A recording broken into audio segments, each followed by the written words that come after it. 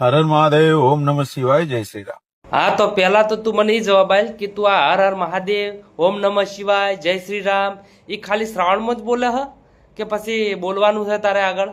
ગઈકાલ સુધી એવું હતું કે જીવનમાં હવે કોઈ લક્ષ્ય નથી. હવે આ ઓદરો એમ કે છે મારે જીવનમાં હવે કોઈ લક્ષ્ય નહીં. એટલે ઓદરા હવે લક્ષ્ય રાખજી મત. આ તો મોઢું બળ્યું હો અને હલકે આખું તારું સૂનસું રગડે જાય આ ખોટું.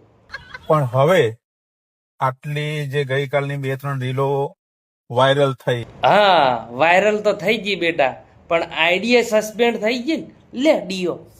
ખોટે ખોટો મને ફેમસ કર્યો, જે મને ઉશ્કેર્યો છે. ખોટે ખોટો વાયરલ નહીં થયો, ગાળ્યો ખાઈ ખાઈને થયો છે તું. ગાળ્યો ખાઈ ખાઈને વાયરલ થયો. ઘડીક ઓદરો બન્યો, ઘડીક ભૂંડ બન્યો, તરે તું વાયરલ થયો છે.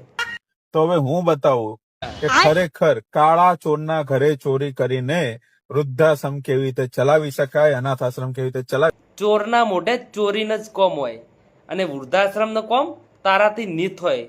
વોદરા કેટલા સમયમાં મહિપતસિંહ બાપુએ દાન લઈ લઈને વૃદ્ધાશ્રમ બનાવ્યો છે, ચલાવ્યો છે. બરાબર. અલ્યા એ ભોંડ, તું વૃદ્ધાશ્રમ ચલાવવાની વાતો કરે લે? તને હરખી ગાડી ચલાવતા તો આવડતું નહીં અને તું વૃદ્ધાશ્રમ ચલાવશે લે? વૃદ્ધાશ્રમ ચલાવવા માટે મહિપતસિંહ બાપુ જેવું દિલ હોવું જોઈએ અને તારા આટલું શેકર દિલ છે અને તું વૃદ્ધાશ્રમ ચલાવશે? તો હું દાન નહીં લઉં, કારણ કે મને દાનની જરૂર નથી. અલ્યા ભૂંડ, તને કોઈ દાન આલે ના, જેમ કે તું જાનવર છે. તું માણસમાં આવે લે, તને કોઈ દાન આલે? તને દાન બાન ના મળે લ્યા. તું માણસ બન પેલા, પછી દાન મળશે. હટ ભૂંડ. તું છે ને, મારી આખી હિસ્ટ્રી જાણી લેજો.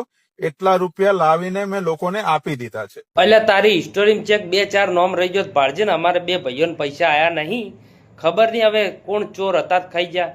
કદાચ તારા જેવા કોઈ કશી કદાચ ખાઈ ગયા હોય તો ભાળજે ને, કદાચ કોઈ હોય તો. હર હર મહાદેવ, ઓમ નમઃ શિવાય, જય શ્રી રામ.